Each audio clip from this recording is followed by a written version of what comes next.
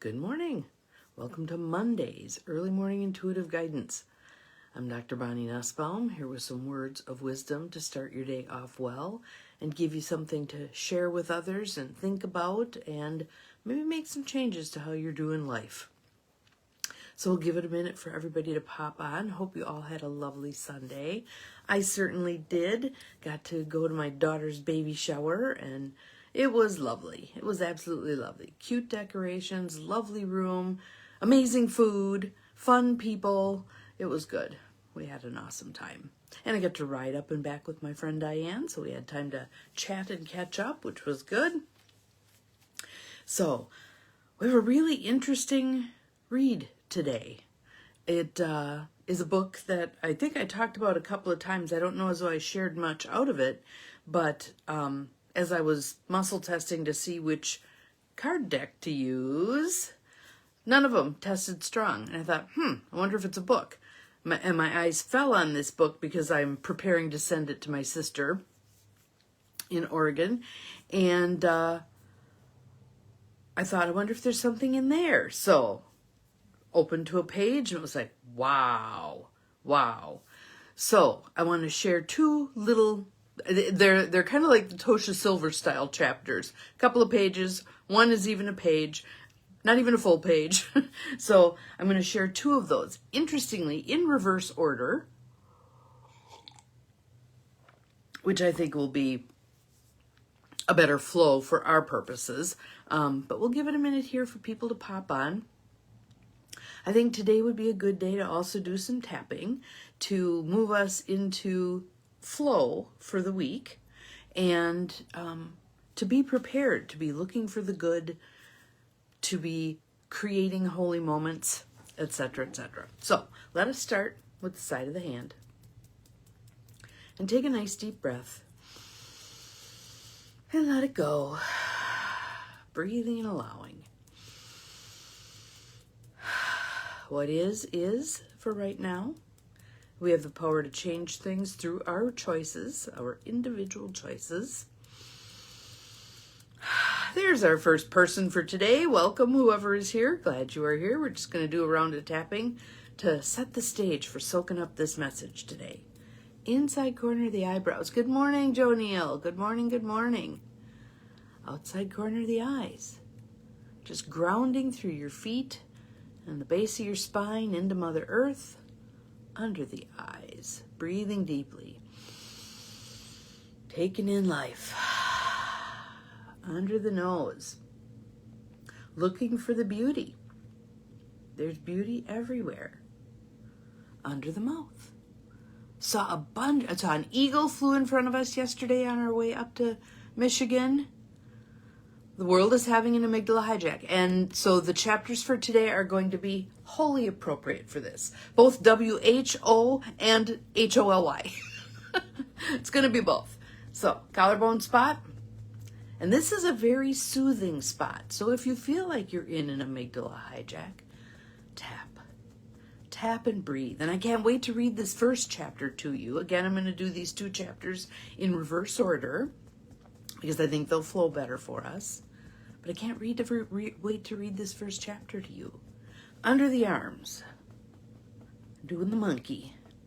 When I do this with kids, they think it's hilarious. Around the crown of the head. Oh, there's our second person.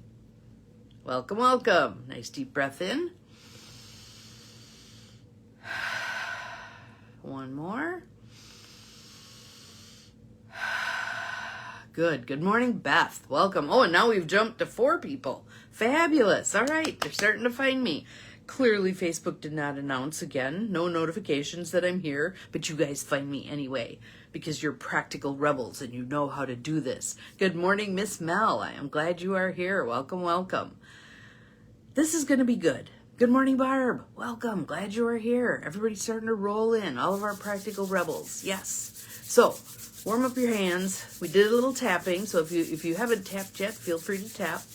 But send in some energy out to our beautiful hurting world. And these chapters are going to blow your minds, all right? So, first thing I want you to note about the chapters I'm reading, this book was written in 2018, so 8 years ago. And I want you to pay attention to the words because there is some prescient stuff in here. Good morning, Kelly. Glad you're here. Welcome. Welcome, welcome. So the book is Notes on a Nervous Planet by Matt Haig. Notes on a Nervous Planet. And if any of you have it, we're going to start with page 122. 6 ways to keep up with the news and not lose your mind. So, let us begin, shall we? Breath. Let it go. Good morning, Ruth Ann.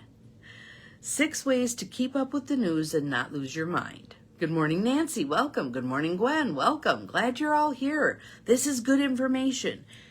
Take the pieces that work for you. Share them with others because we are in an amygdala hijack right now. We need to settle. We need to ground through our feet, through the soles of our feet, right down into Mother Earth. So, 6 ways. Number 1, remember that how you react to the news isn't just about the news, but how you get it. The internet and breaking news channels report news in ways that make us feel disoriented. It's like when they wiggle the camera around just to disorient you. This is the same kind of a thing. It's a different disorientation, but it's still disorientation. It is easy to believe things are getting worse when they might just make us feel worse. The medium isn't just the message. It's the emotional intensity of the message. And it's the emotional intensity that whoever is reporting it wants you to feel. Number 2, limit the amount of times you look at the news. As my Facebook friend Deborah Morse recently commented, remember that in 1973 we typically got our news twice a day, morning paper and evening TV broadcast. And we still got rid of Nixon. Breath. Let it go.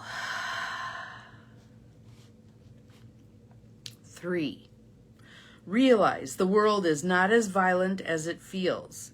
Many writers on this subject, such as the famed cognitive psychologist Steven Pinker, have pointed out that despite all its horrors, society is less violent than it used to be. There is definitely still violence, says the historian Yuval Noah Harari. I live in the Middle East, so I know this perfectly well. But, comparatively, there is less violence than ever before in history. Today, more people die from eating too much than from human violence, which is a really amazing achievement. Number 4, be near animals.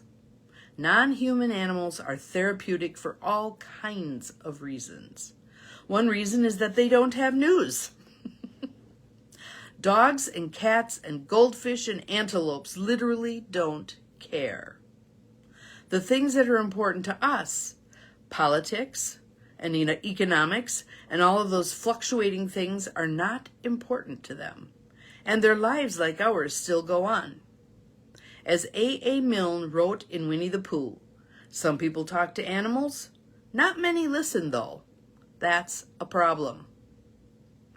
The room we were in yesterday for my daughter's baby shower, Diane and I got there early. What else is new, right? And so we're sitting there and I'm hearing this sound and I'm like, what is that? And I looked over along the wall and there's this great big armoire kind of thing, and it has birds in it. Little bitty finches. I had to Google Lens them to figure out they were finches. They weren't the yellow ones. They were a different kind. All these little birds in there, and there's little nests lined up, and there's some sitting on nests, and there's some sitting on branches singing. It was so cool. So cool. I can see how for the residents that would be, I guess there's 62 residents there. That would be very soothing. Very soothing. Number 5. This is a good one. Perk up your intuitive ears here, please. Turn them on. Loud, right? Don't worry about things you can't control. Don't worry about things you can't control. The news is full of things you can't do anything about. Do the things that you can do stuff about. Raise awareness of issues that concern you. Give whatever you can to whichever cause you feel passionate about. And also accept the things you can't do. Do what you can in your little corner of the world to make things better and move on. Number 6, remember, looking at bad news doesn't mean good news isn't happening. It's happening everywhere. It's happening right now, around the world, in hospitals, at weddings, in schools and offices and maternity wards, at airport arrival gates, in bedrooms, in inboxes, out in the street, in the kind smile of a stranger. A billion unseen wonders of everyday life. And that is why you don't watch it. I don't watch either. No. My belief is if there's something that I need to know about, I will find out organically some way. And then I'm going to discipline myself not to doom scroll about it.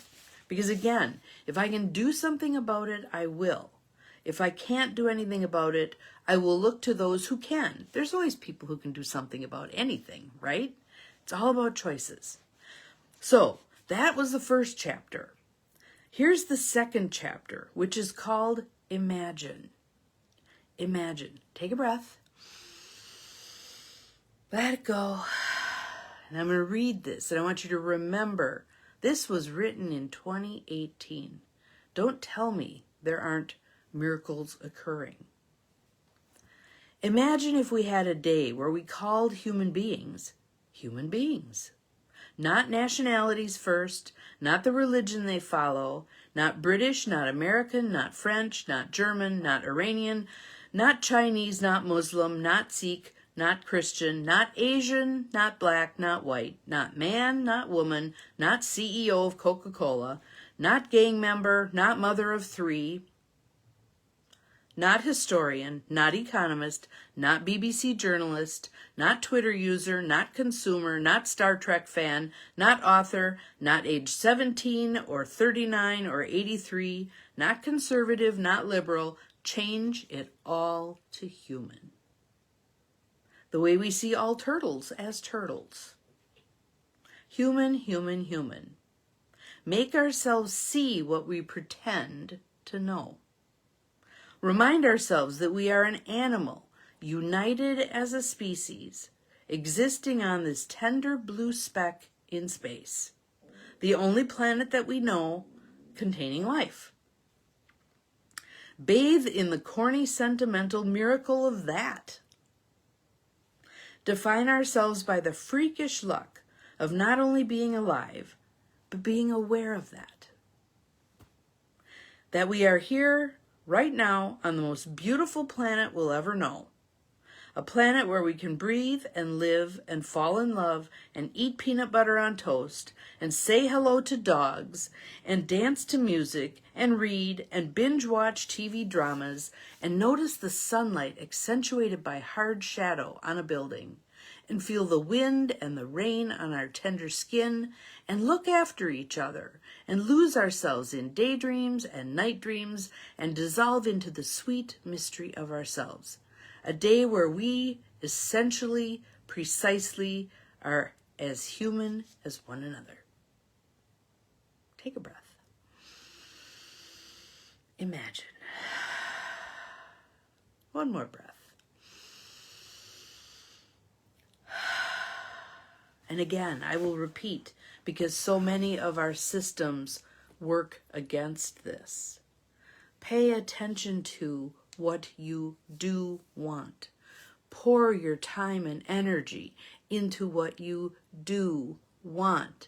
That's why I do the awesome human alerts on my personal page. If you haven't visited my personal page in a while, go there. Check out the awesome human alerts. And I also put up some pictures from the baby shower. But pay attention to the good stuff. And that is a good reason to do some news hygiene.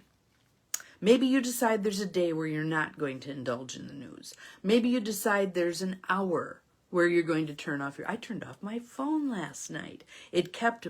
I have the volume off most of the time, but it kept buzzing that there was a text message. Yes, exactly like the song Imagine. Dig that back out and listen to that. And I did go back and listen to Monday by the Mamas and Papas. Do you realize, folks, that that song was 50 years ago? Holy buckets. Holy buckets.